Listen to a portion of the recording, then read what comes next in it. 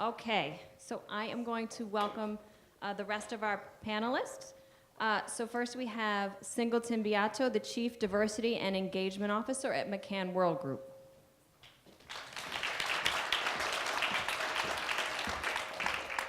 Next we have Jeanne Kwong Bickford, who's a Senior Partner and Managing Director and Managing Partner for the New York office of the Boston Consulting Group. You're right there? Because please, you cannot fall. That does not make sense. Will Lewis, who's the Senior Vice President of Diversity and Inclusion at Bank of America.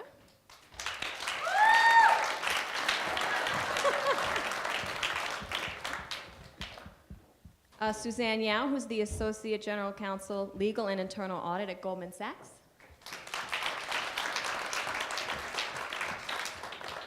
And last but certainly not least, we have Amy Betz, who's a Senior Vice President, Client Business Partner at Nielsen.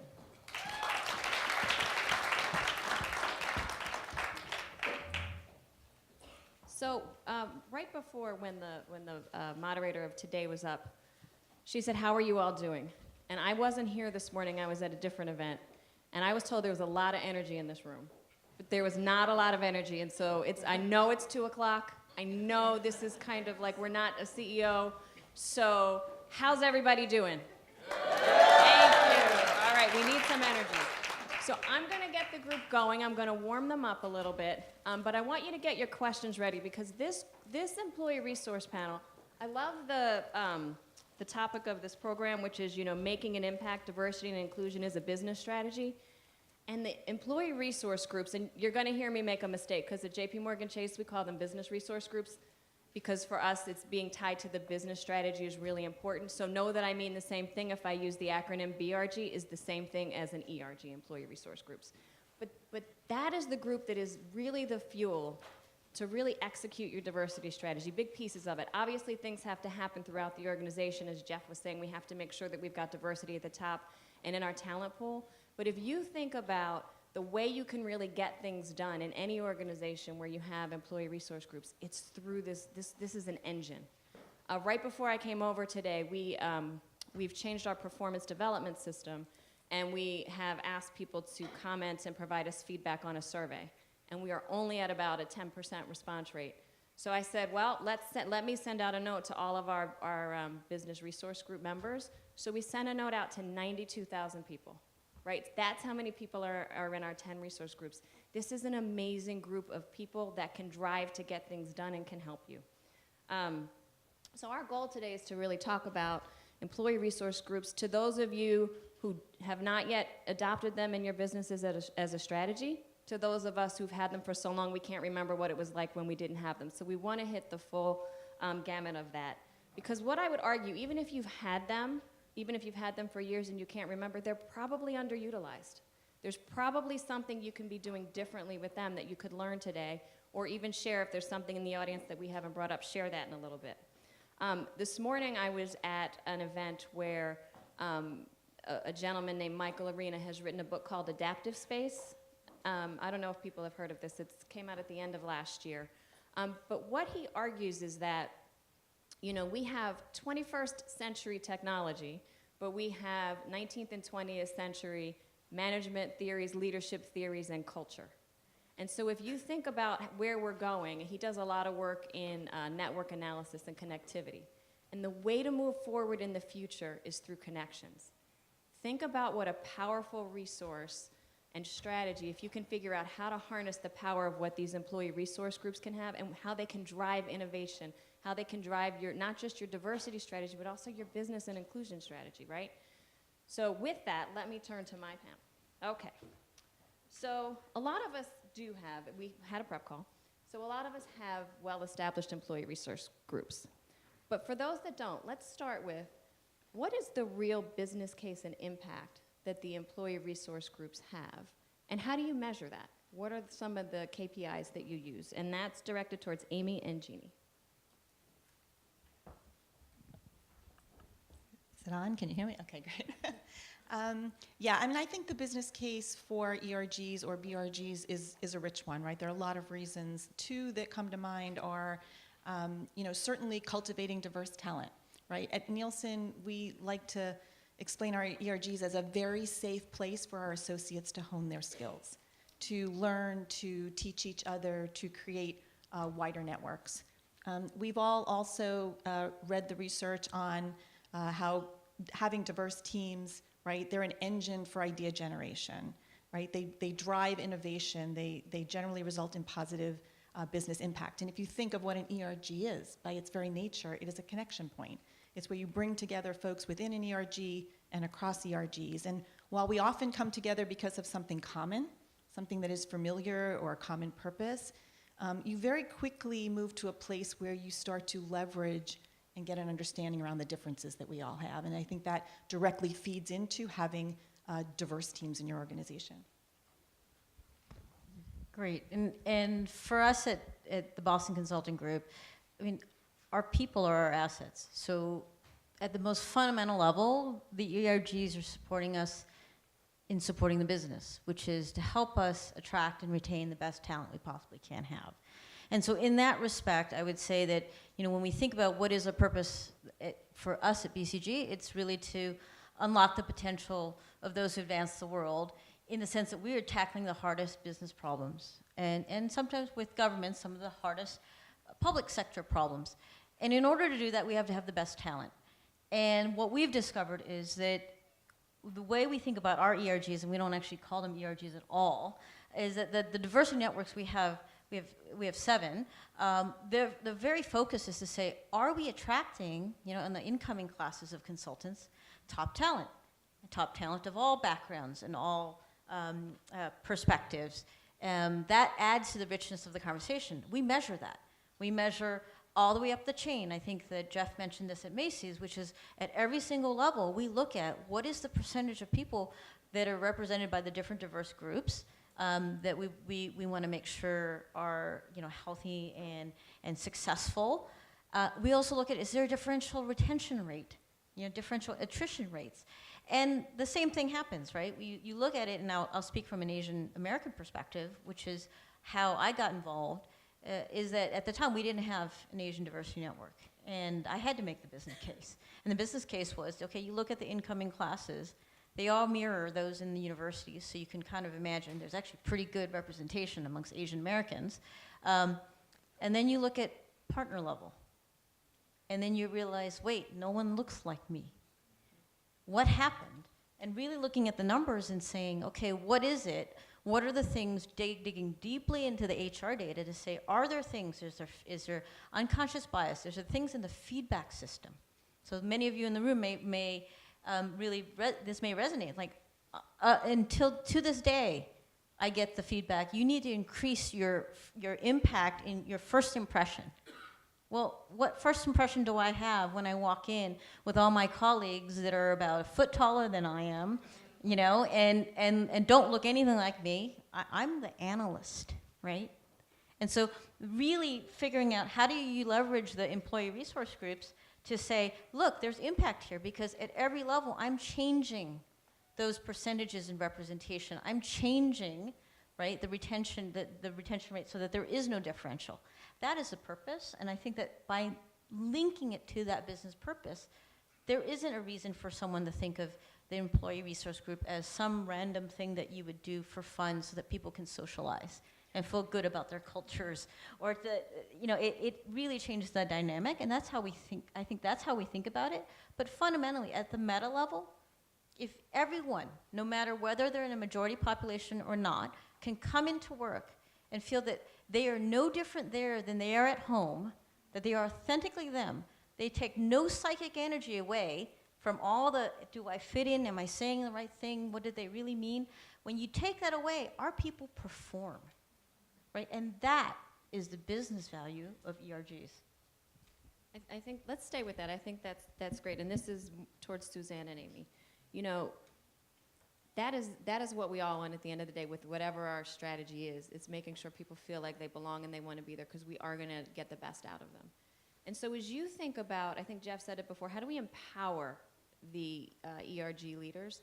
So talk a little bit about how you would recommend or how you do empower the leaders to really create an atmosphere and environment where people feel like they do belong, and calling people when they don't. I think that's the hardest, because we've got to really bolster them up and empower them to be able to call people, especially when they're not the senior-most leaders running them. They may have the senior-most sponsors, but the people running them are not always the senior-most. Different companies do it differently. So do you have some strategies around how you would encourage the BRG leaders? We do, and so at Goldman Sachs, I co-head the firm-wide Asian Professionals Network, and a huge part of this is allowing the ERG leaders the room, right, to really be the foot soldiers at the firm, to be involved, not just in event planning, right? Certainly that's one aspect of it, and the social aspect of it, but very much in sort of the strategy setting at the firm. And so as a ERG leader, I think that what we do very well is we give folks like myself the opportunity to be in the room when D&I strategy is being conceived and implemented.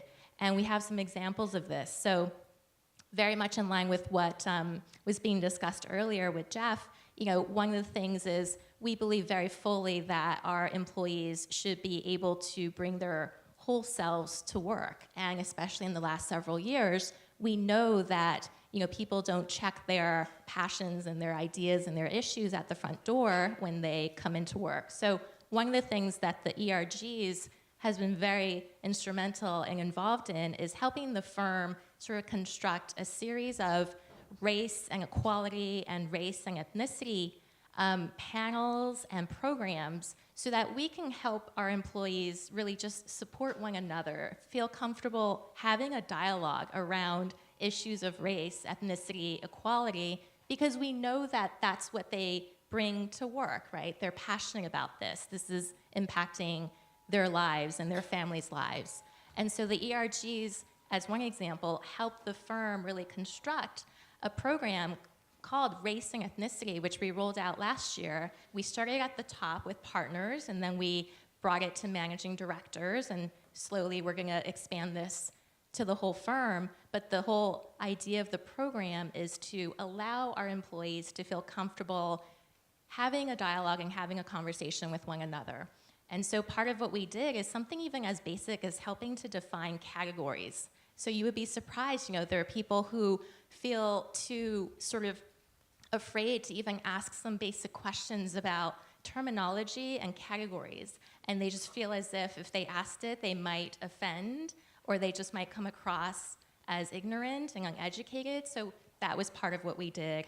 And again, that was starting from the top down. And I do think at our firm especially, we do have support from the top down. So when it comes to talking about race and equality, we do have, starting at really our CEO and the C-suite panels where they are engaged. And when you see your leader sort of talking about these issues that can be very fraught and can be very controversial, you feel as if, you're empowered to bring that to work as well. And the next time you're talking to a colleague, ask a question if it's been on your mind.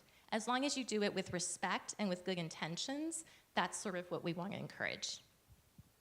Yeah, I completely agree that it's really important to give ERG leaders and even folks in the ERG that maybe aren't technically leading the ERG but have played a key role in moving that ERG forward, to give them airtime and access to helping to contribute to D&I strategy.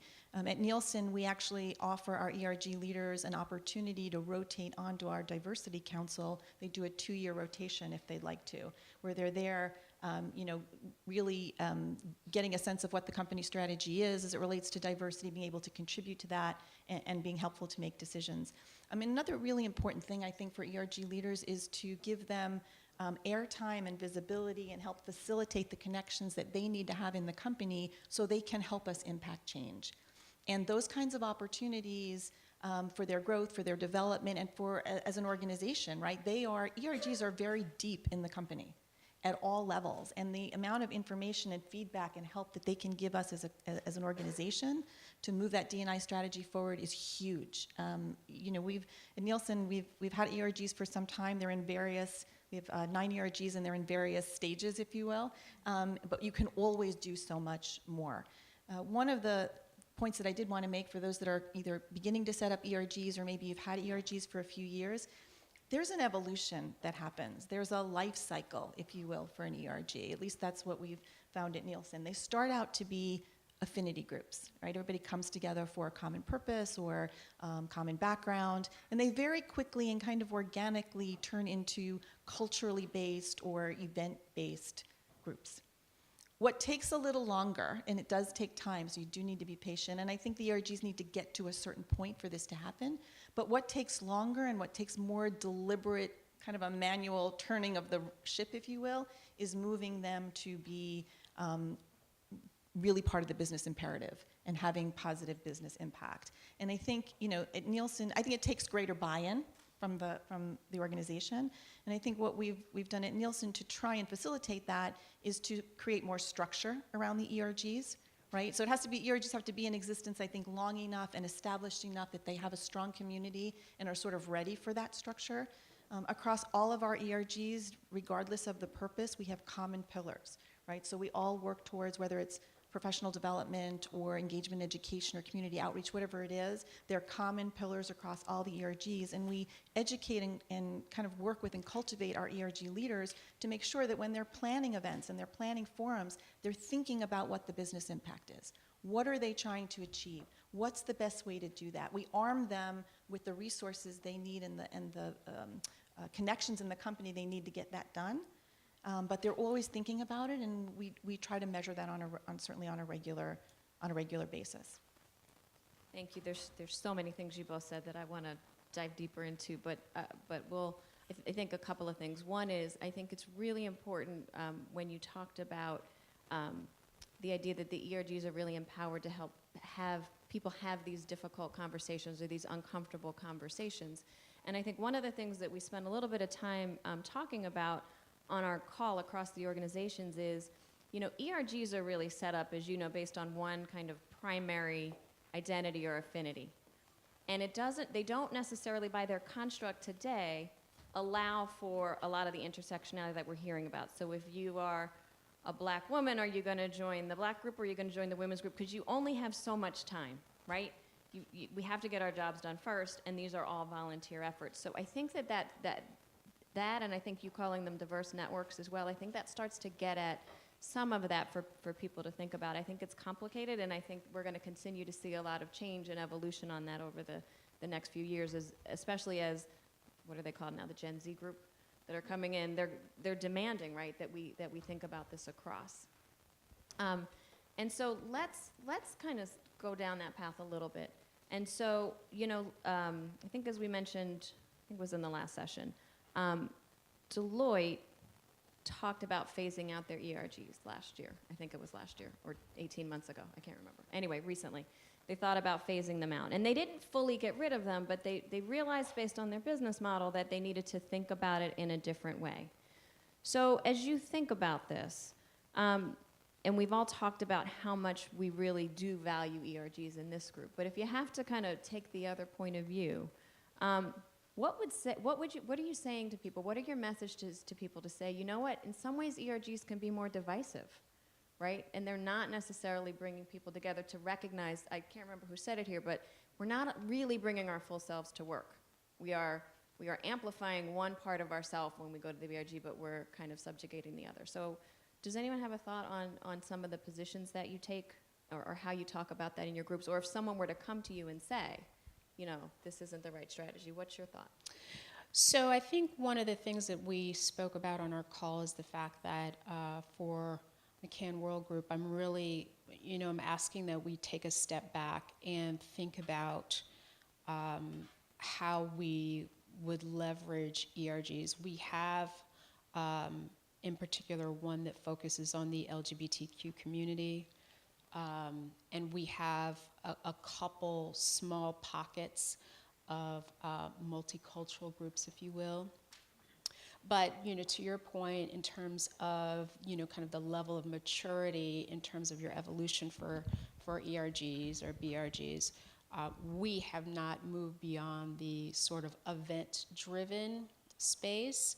And not that, those are very valuable in terms of making sure that others in the organization are aware of certain types of cultural events or observances that are important to our employee base.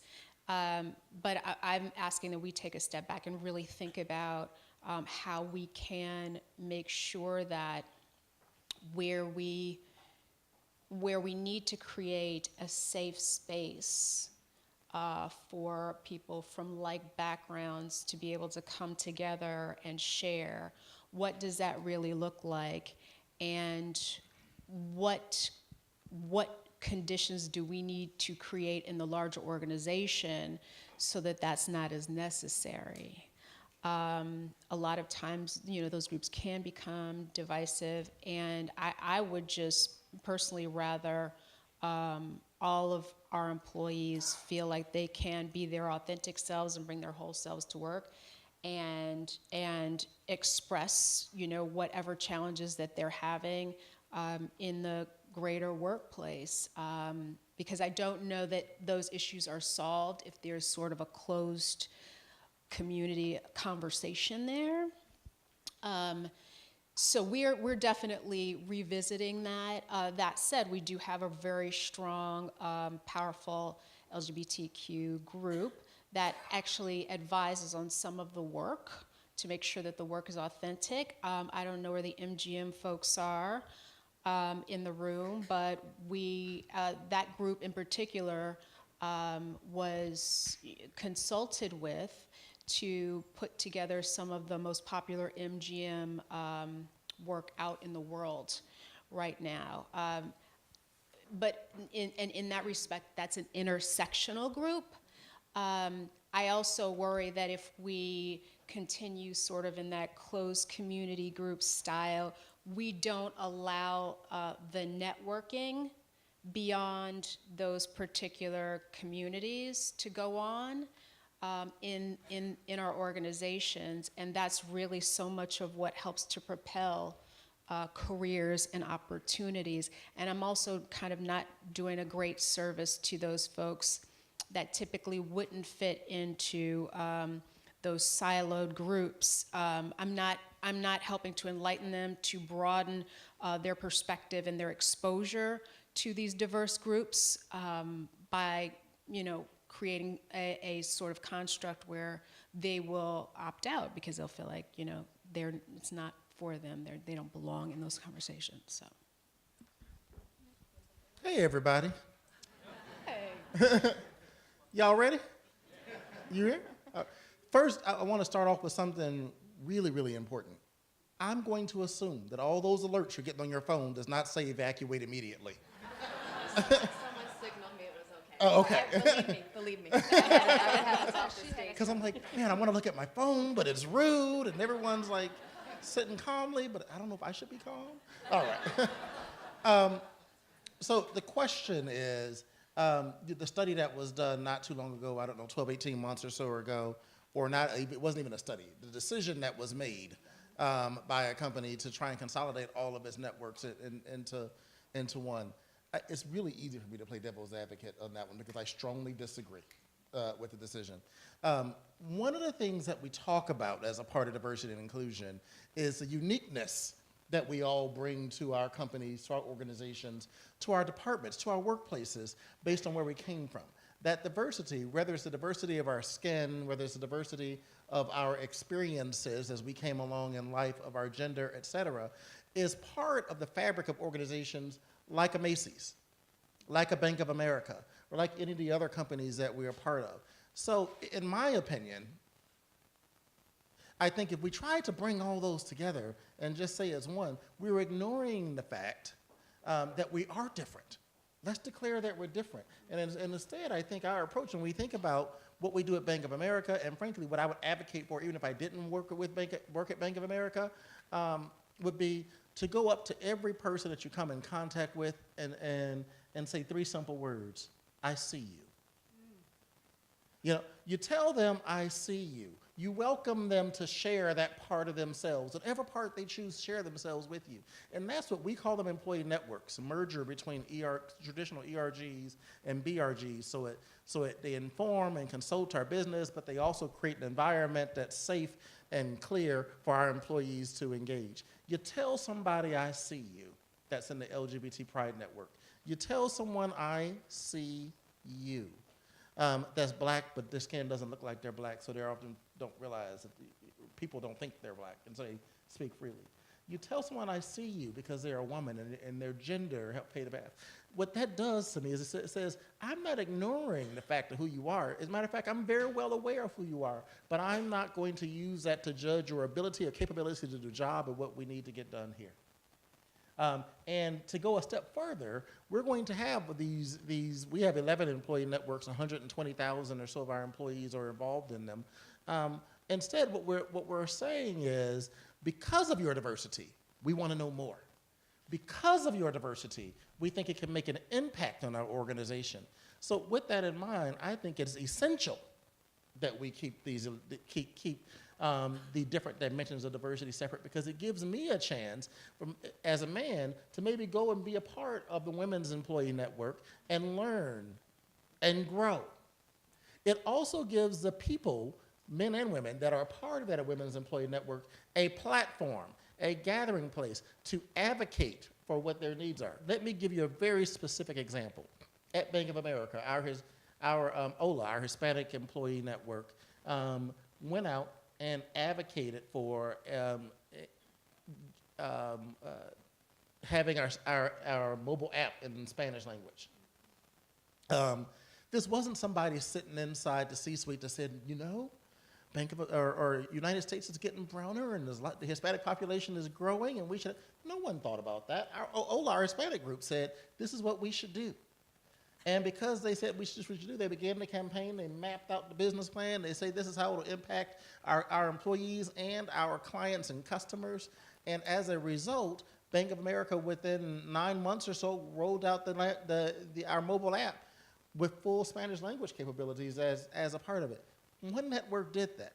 But now if it was just one big, huge network, they probably wouldn't have had the power or the influence to move that issue that was important. I can probably give you examples from all the other networks as well that did things like that. Our Asian Leadership Network just launched within the past 3 months, our Asian Leadership Executive Council that they formed specifically to advocate for and to empower and to ensure that there are more Asian leaders in our company at executive ranks. They started talking about it 12 months ago, formally came together 3 months ago. There's already been 5 new Asian executives hired. See, that's power. That's the power that everybody has that's a part of one of our employee networks. That's why I think they should be separate. Yeah, I actually agree very much with that. I think ERGs play a very critical role in the organization. They are, as I mentioned earlier, really deep in the organization. They are the closest to the social issues that are most relevant to them.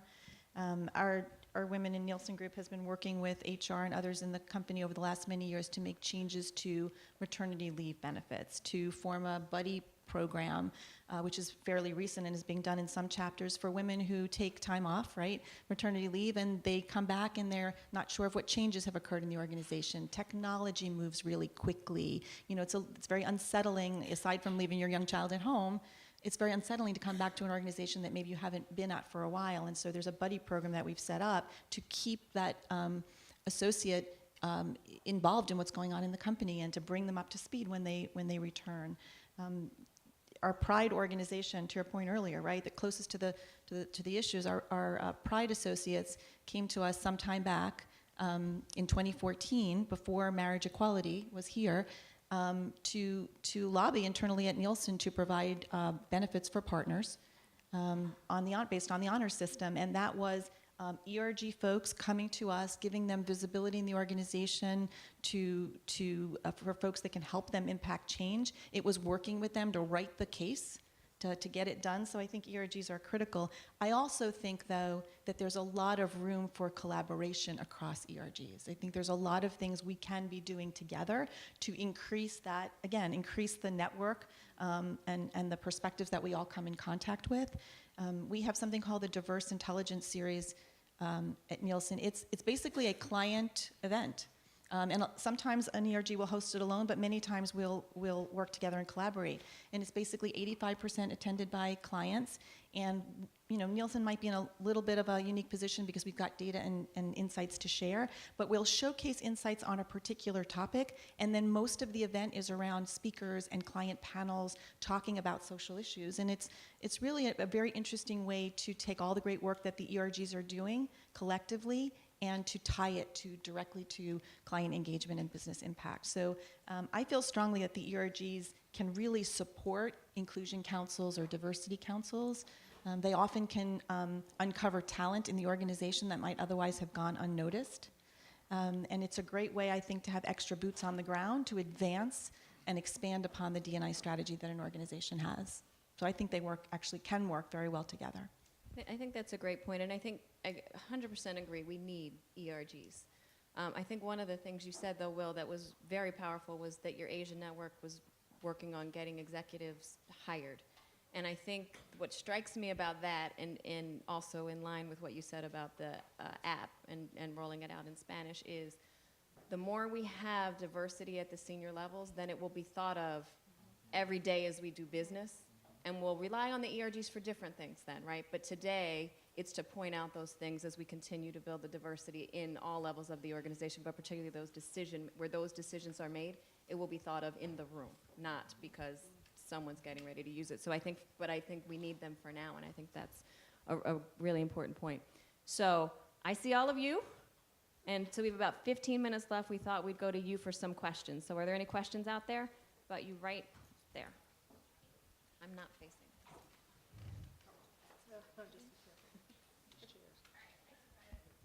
Wait, no. Someone's going to bring you a mic. I feel it. I feel a mic coming.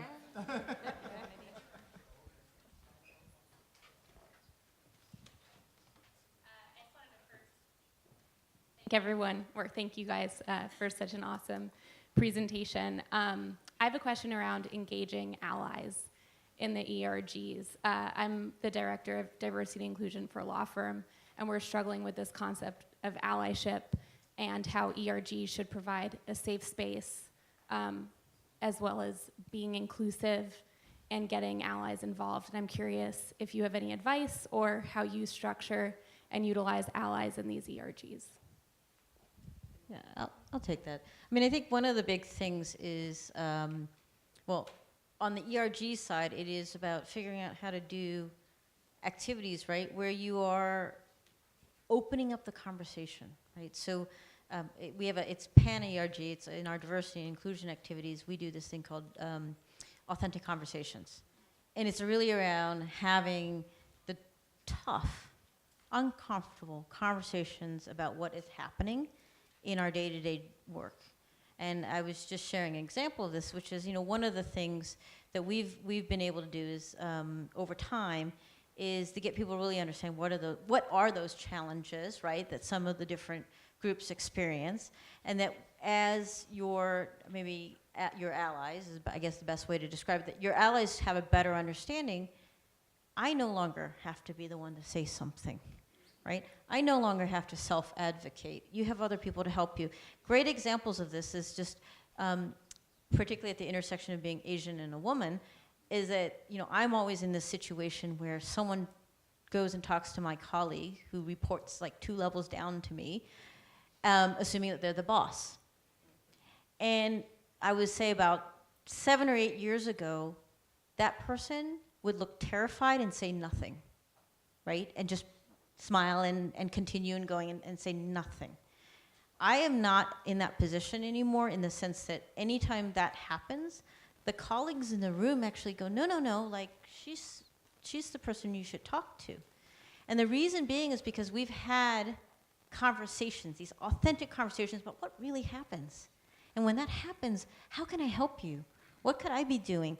And it's having that. And so I would actually think about it as, having these very focused, but maybe uncomfortable conversations amongst all your colleagues about what is that experience like? Because I think there are a lot of allies out there, they just don't know what to do. They don't know how to help. And I think that if the ERGs can support having those conversations to help others understand, so sometimes it's right, knowing the right vocabulary to use, What do you do when you see a guy ask a woman to take notes in the meeting, like, or gets mansplained to, or anything like that? What do you do? And I think it's that kind of community. And so I think we have a bit of a caricature sometimes that ERGs are this very siloed, exclusive group where, like, if you're not Asian, you can't come. I don't see that happening across our various organizations. Oftentimes it is, we have very open events. Now it's about having those perhaps not so fun conversations, what really happens to get those allies on your side. So I'll just add one thing to it, and one thing only. And it's really because I feel like we've become closer over the past 30 minutes. So I feel like I can tell you my secret sauce. So the secret sauce that I've used that's worked, and I'll give you it's very tactical, with a senior leader that recently retired. He had gone about the business of infusing and making his organization more diverse, not really because he believed in it, even though it was okay, right? But because it was a mandate from our CEO. This is what we have to do.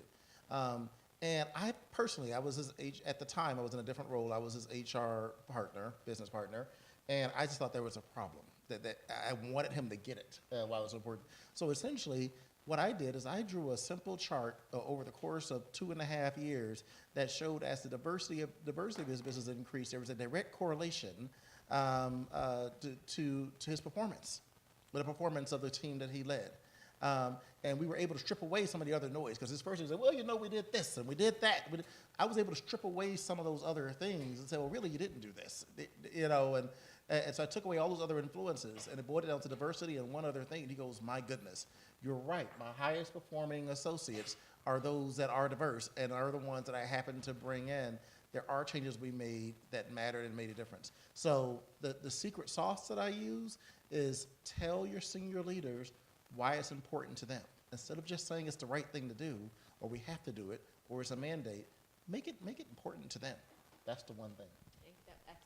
I just wanted to add one quick thing, which is, the experience that we've had is we understand that it's important for Asian leaders who are in the room when decisions are being made for them to stand up, right, and to advocate for Asian professionals. And so there's definitely that element, and we have a program called the Asian Talent Initiative where we basically connect Asian partners to Asian VPs so that they can mentor them and really get to know them, so that when they're in the room, when a promotion is being decided, they can say, yep, I know this person, and really vouch for them. But going beyond that, that would just be a closed circuit program. So what we also sort of think is very important to do is go to that Asian partner and ask them to call 5 of their non-Asian partner colleagues, right? And ask them to mentor or to sponsor 2, 3, 4, however many of these high-performing vice presidents we have, where they do need, someone extra there to just vouch for them when those types of decisions are being made. So we definitely also keep it it's important for Asians to advocate, but we understand that it's very important to have allies, and we can leverage our partnerships to get those allies. Straight back for me. Standing in the back.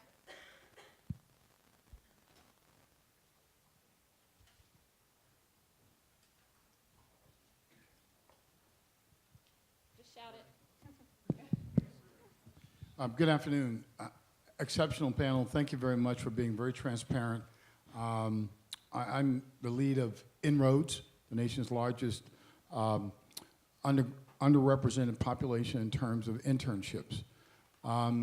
2 things, really, and they're the same question, there's just one thing.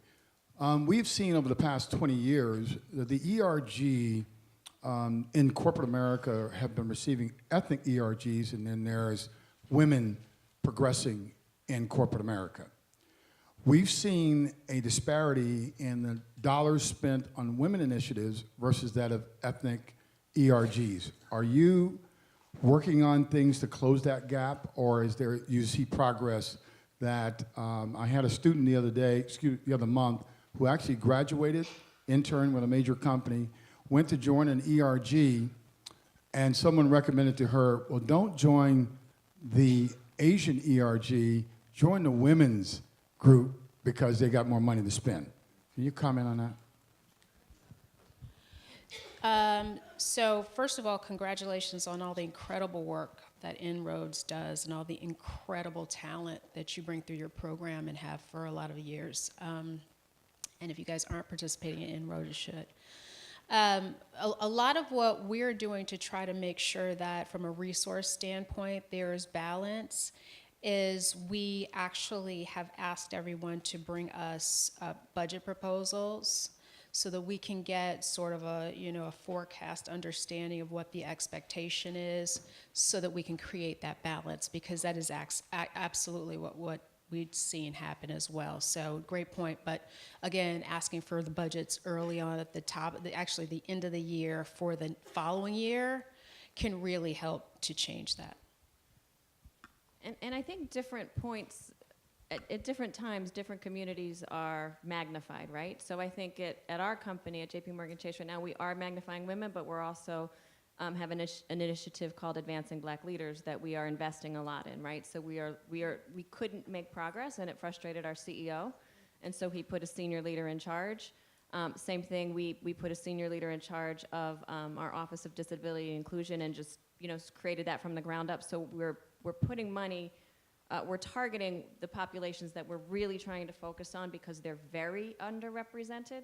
And so I think that it can also cycle through time. So I think it's one thing to just keep in mind. And I don't know that the gap will ever be filled, right? Because if you look across, most targets for women are going to be 50% to make up half the company. So by definition, you'll invest more money over time, right? If that's the goal. So I think it just depends on where your critical investments are going to be at a certain point in time. I saw one over here. Do you want? And then I'm going to come over there. I'm sorry. I'll go over there next to Nick.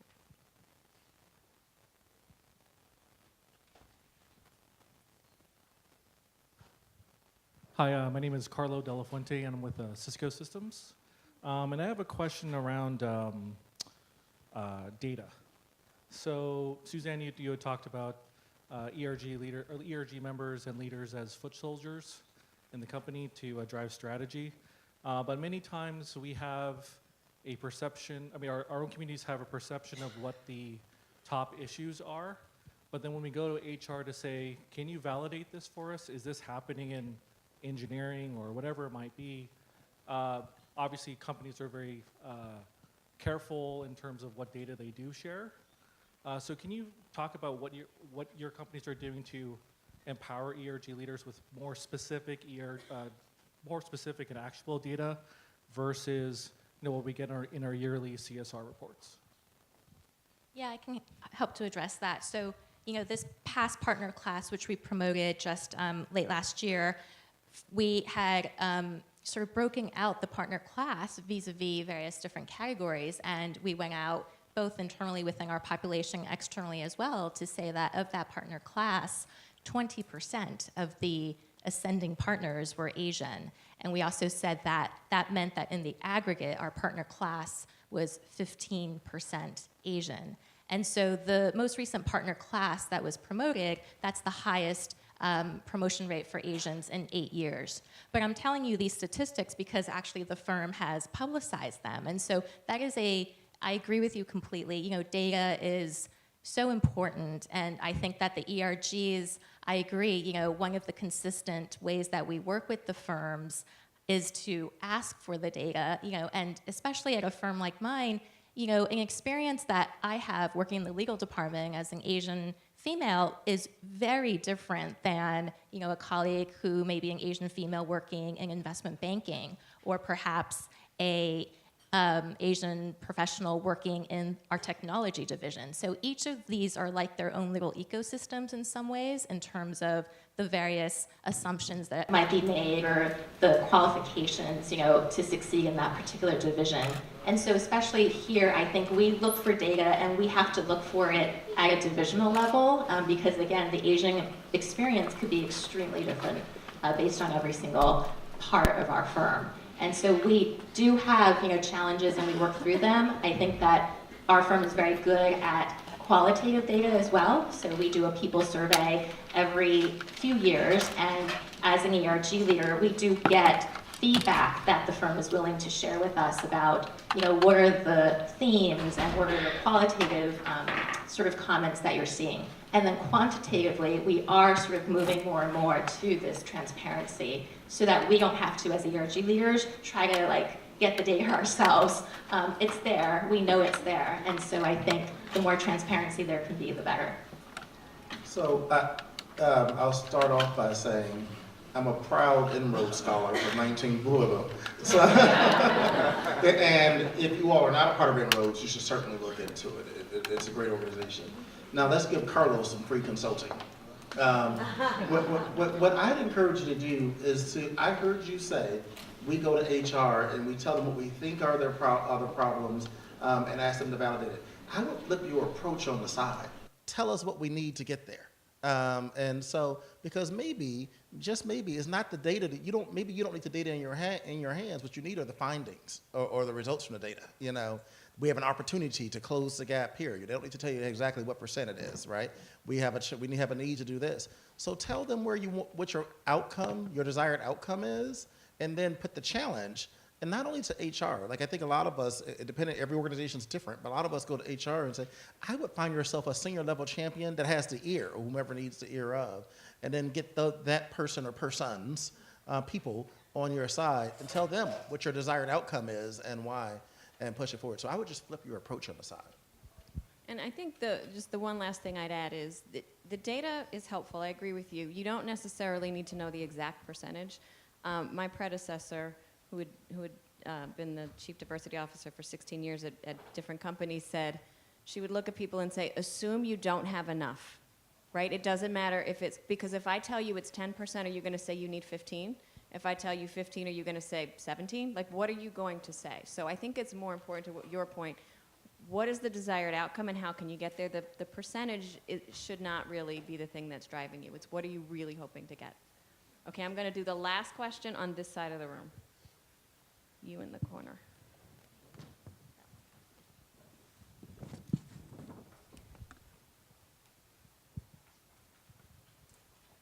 Hello, everyone. Thank you for the valuable insights. My name is Carla, and I am the leader of Cities Latino ERG.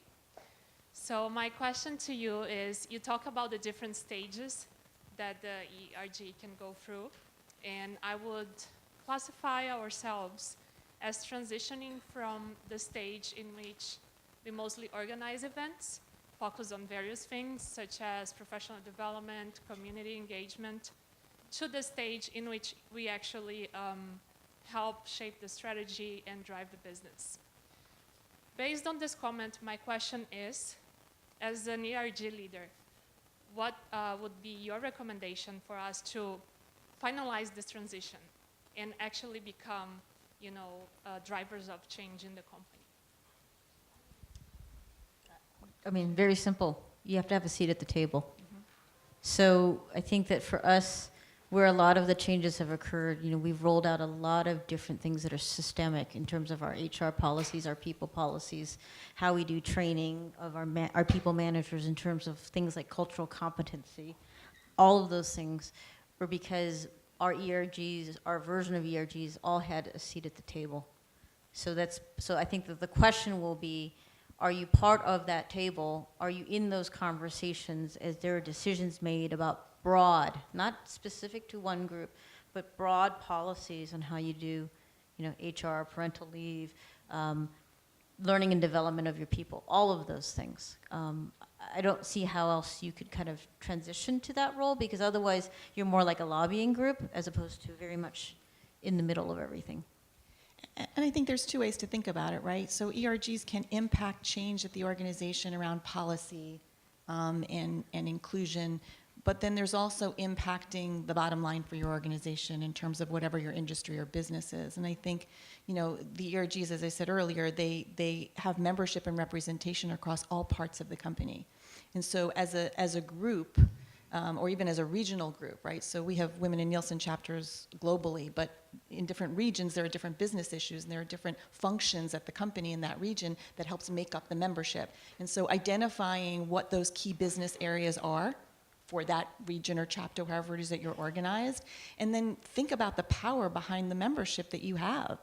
They're entrenched in all areas of the business at all levels. And so you put together strategies, an event or two events or a collaboration with another ERG, and you execute on that event, but completely sort of focused on how it's going to impact that business issue that you've identified as something you want to address that year. And sometimes it takes time. I mean, I can tell you for Women in Nielsen, we do a lot of professional development work, a lot of community outreach work, and the one area that we do a little bit of, but not nearly enough of, is the client engagement. Just even simply building relationships with our clients who are leaders or influencers in their own ERGs or BRGs.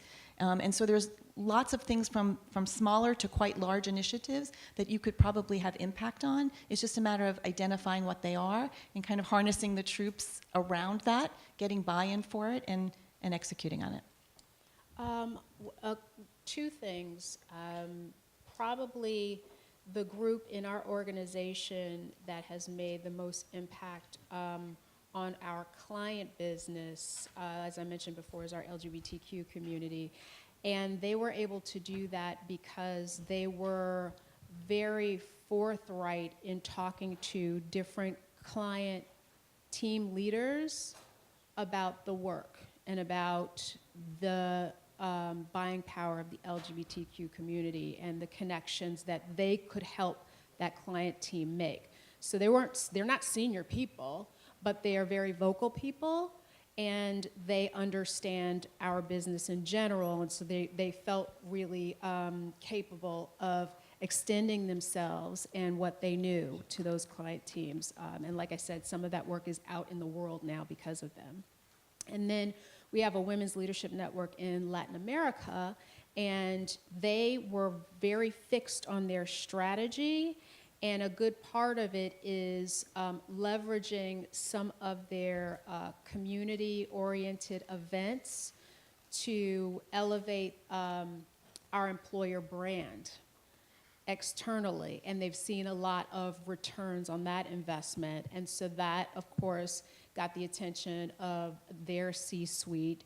And now they do have a seat at the table because now their C-suite leader is their biggest sponsor and partner. So someone in the audience submitted this question. We don't have time to answer it, but the question is about, I have a plan. How can internal ERGs develop synergy with outside professional membership organizations? Who can answer that question? Can any of you have an opinion on how ERGs develop with outside organizations?